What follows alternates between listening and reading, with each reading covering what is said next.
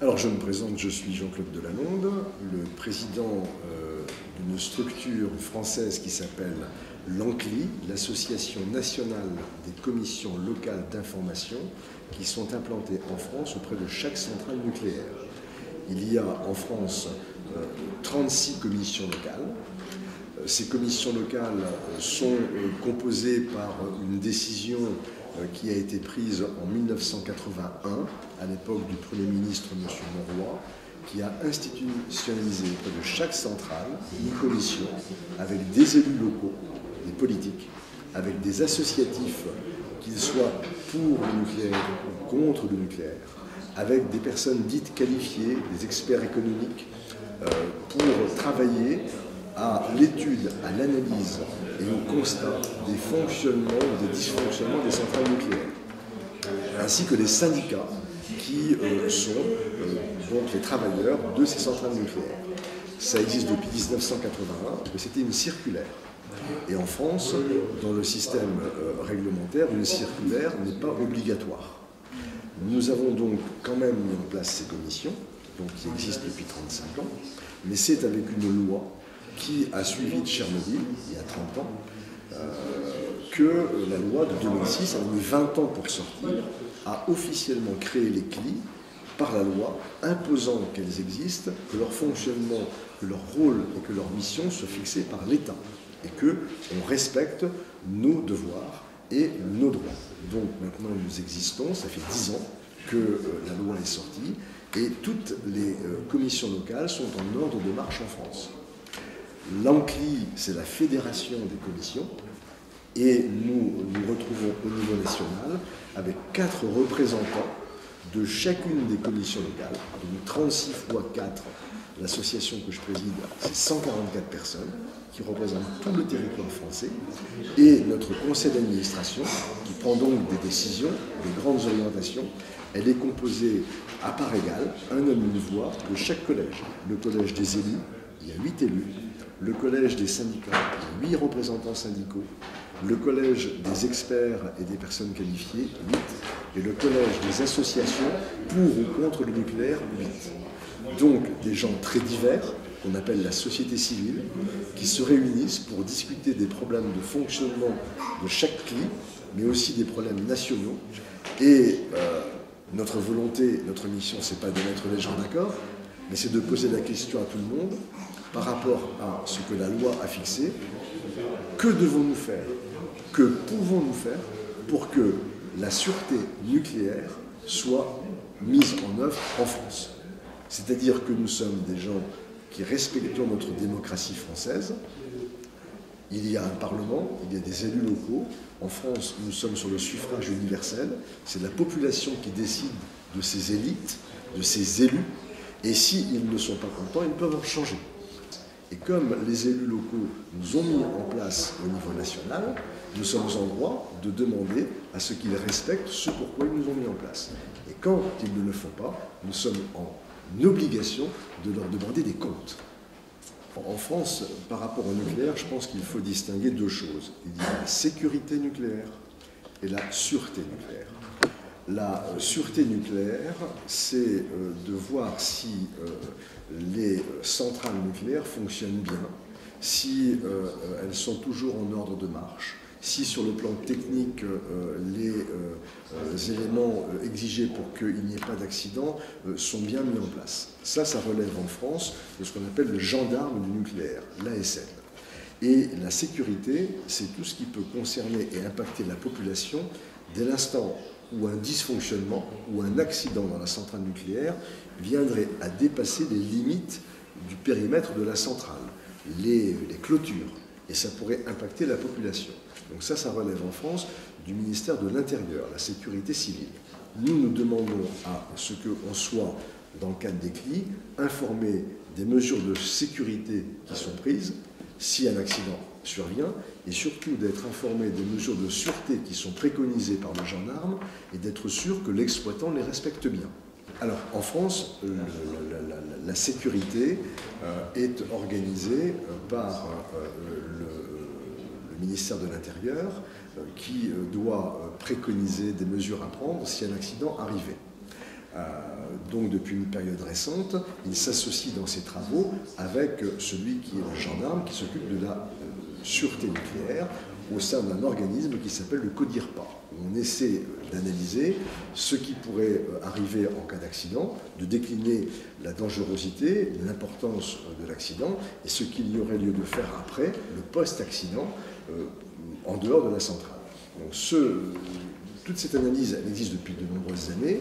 En théorie, je pense que tout est bien étudié, que tous les scénarios possibles ou connus aujourd'hui ont bien été déclinés, en accord avec le gendarme, en accord avec le ministère de l'Intérieur, et auquel la société civile, pas que nous, des experts, participent et donnent leur avis. Mais ce plan qui existe, il est théorique. Il n'a encore pas été décliné sur chaque territoire. Parce qu'entre une centrale qui est frontalière de la Belgique, par exemple, à Chaux, et la centrale du Blayais, dans le sud de la France, il n'y a aucune comparaison possible, et les conséquences, elles ne peuvent pas être les mêmes. Même si l'accident peut être générique, les conséquences pour la population ne sont pas les mêmes. Donc nous demandons à ce que soit décliné centrale par centrale les scénarios qui ont été imaginés et que l'on voit comment on va mettre en place sur le terrain tout ce qui est préconisé en théorie et en associant ceux qui vont vivre sur le terrain. Et ça, aujourd'hui, on s'aperçoit que depuis quelques années, malgré nos revendications, eh bien, nous n'avons pas les réponses. Les plans n'intègrent pas ce qui est prévu en théorie. Donc nous avons souhaité en France faire un état des lieux pour voir les contradictions entre la réalité et la théorie et demander des explications dans le cadre de la démocratie, de la société civile, aux responsables, en leur disant on pointe du doigt ce que vous avez prévu mais qui ne va pas, et on vous demande des explications, et on vous demande de prendre les positions ad hoc. Or nous disons, à l'exemple de Fukushima, qui n'aurait jamais dû exister, c'est que l'accident a eu des conséquences au début à 500 mètres, puis au bout de quelques heures à 2 km, puis au bout de quelques jours à 20 km, puis au bout de quelques semaines à 80 km, et que donc, avec le temps, il y a un impact sur au moins 80 à 100 km. Et que donc, on ne peut pas rester sur ce blocage de 10 km et laisser penser aux gens que s'il y a quelque chose, ce n'est uniquement que dans un rayon de 10 km. Mais toutes les autorités de sûreté préconisent, au vu de Fukushima, au vu de Tchernobyl, que, effectivement, en dehors du périmètre des centrales nucléaires, les PPI, on aille beaucoup plus loin que ce qui est fait aujourd'hui. Elles se sont toutes mis d'accord là-dessus. Mais les décisions, ce n'est pas elles qui les mettent en place.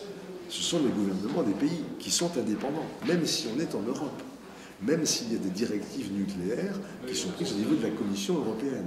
Les pays sont libres d'appliquer ou pas dans le nucléaire leurs décisions, contrairement à ce qui se passe dans d'autres secteurs où la Commission européenne peut imposer. Pour le nucléaire, elle ne peut pas imposer. Donc après, c'est au pays d'appliquer comme il l'entend. En France, l'autorité dit qu'il faut aller au-delà de ce qui est fait. Il faut espérer que le gouvernement français va écouter son autorité de sûreté. Si le gouvernement ne met pas en application ce que l'autorité préconise, moi j'estime que les élus doivent expliquer pourquoi. Pourquoi ils ne font pas ce que le gendarme demande de faire. Et à ce moment-là, je reviens sur ce que je disais, s'ils ne font pas ce que le gendarme dit de faire, il faut qu'ils en assument la responsabilité et la culpabilité. En France, on a eu le sang contaminé et on a développé ce qu'on appelle le principe de précaution pour dédouaner ceux qui avaient la responsabilité. Moi, je dis aujourd'hui à ceux qui nous gouvernent par rapport au nucléaire qu'à partir du moment où il y a eu des accidents et où tout le monde s'accorde à dire que ça pourra encore se produire, et peut-être en France, on ne peut pas se contenter de dire qu'on a fait un plan qui est tout prévu et dire donc on est couvert.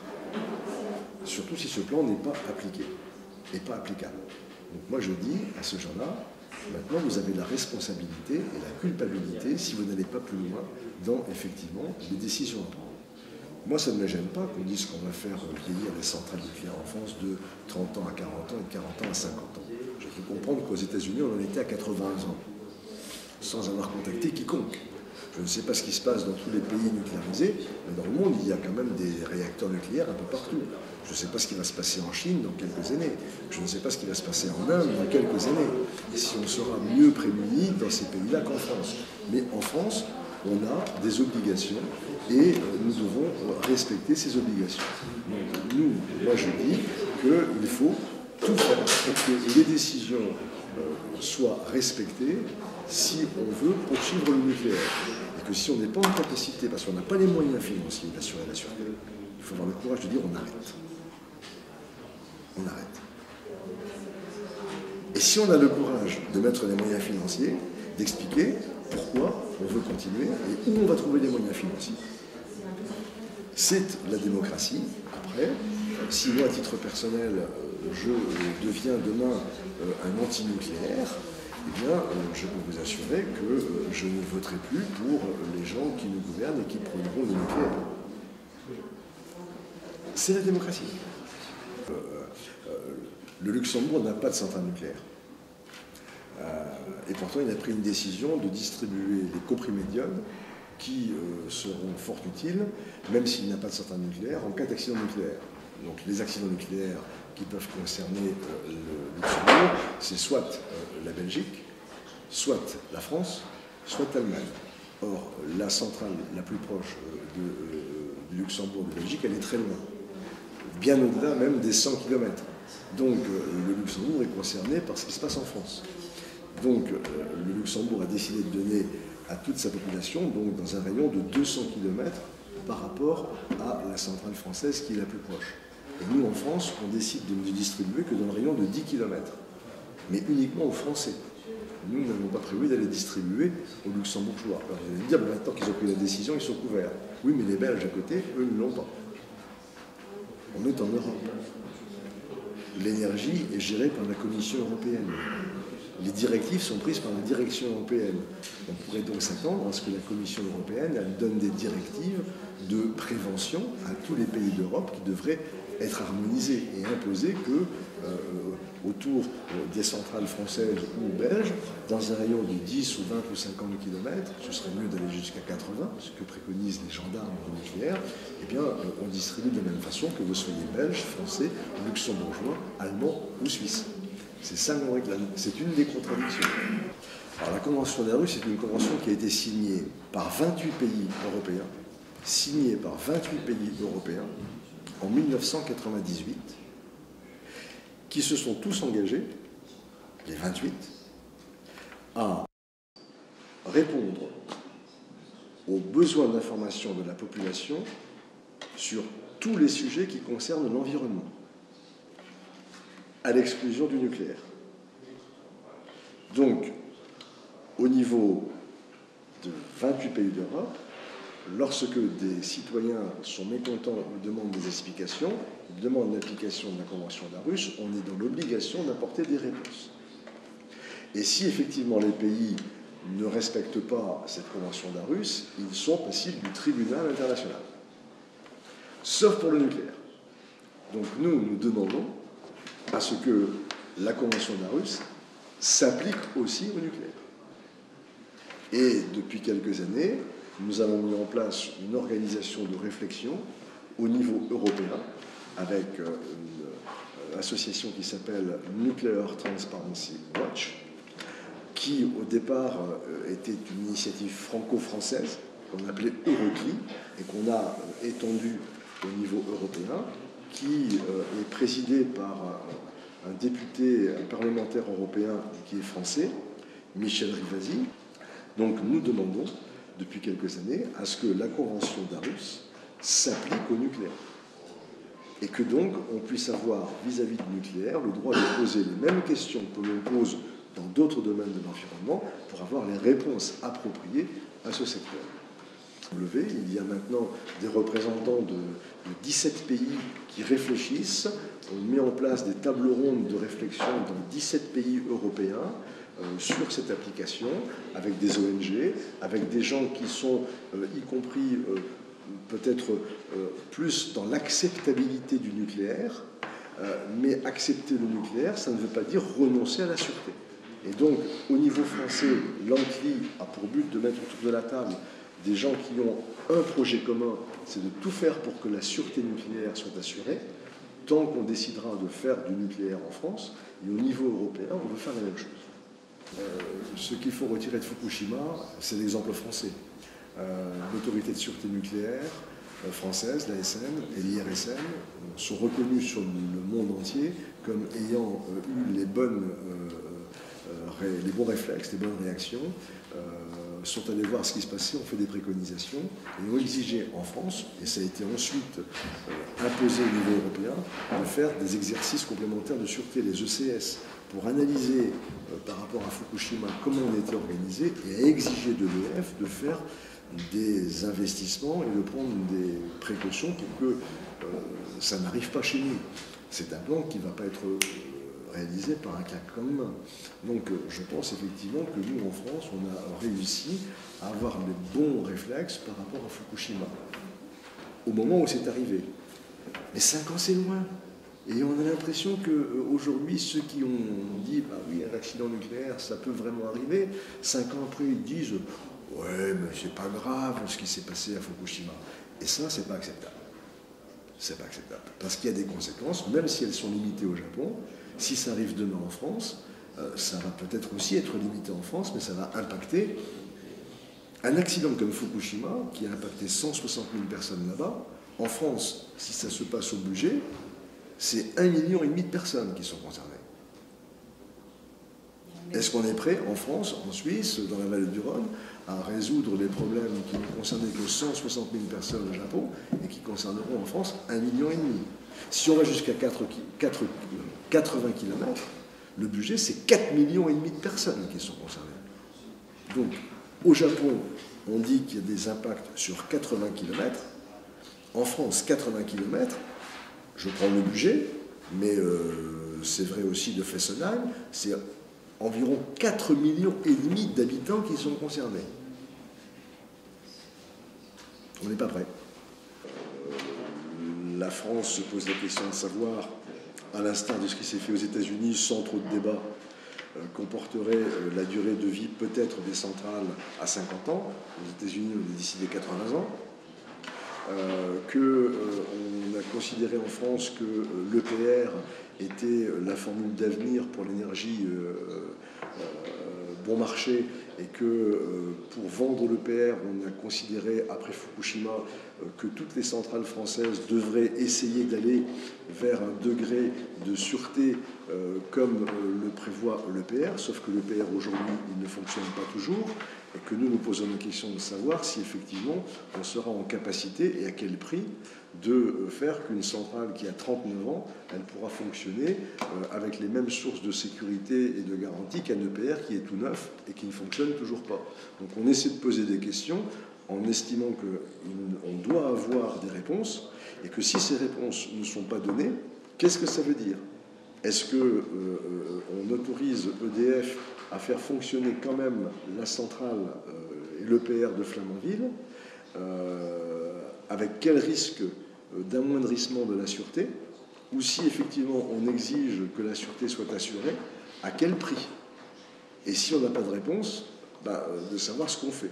Et la réponse logique serait de dire, si on n'arrive pas à donner la sûreté qu'on a prévue, il ne faut pas le faire.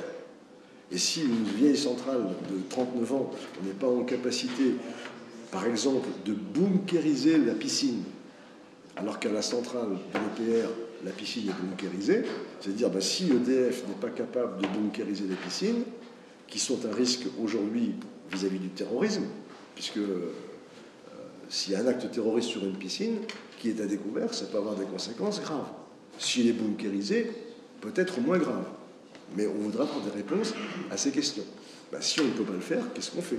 Est-ce qu'on décide de poursuivre quand même, en disant à la population il faut vivre avec le risque, si ça pète, il y aura des millions de morts, ou il y aura des gens contaminés, et qu'on le dise. Mais que ceux qui prennent cette décision, là aussi, assument. Ou alors d'avoir le courage de dire, comme on ne sait pas faire, comme on ne peut pas faire, il faut arrêter. Quitte à, pourquoi pas, dans la démocratie française, de dire, on arrête une centrale, on en construit une nouvelle. Ça fait peut-être un plaisir aux anti-nucléaires, mais c'était aussi une décision démocratique. Mais de prendre les décisions et d'assumer au niveau de responsabilité qui sont les gouvernements. J'ai cru comprendre que l'Angleterre voulait acheter à EDF, qui est en quasi cessation de paiement, deux EPR. Est-ce que c'est possible? J'ai cru comprendre que le directeur financier d'EDF, il avait démissionné à cause de ça. Bon, je sais pas. Je sais pas. Je sais pas. Je sais pas.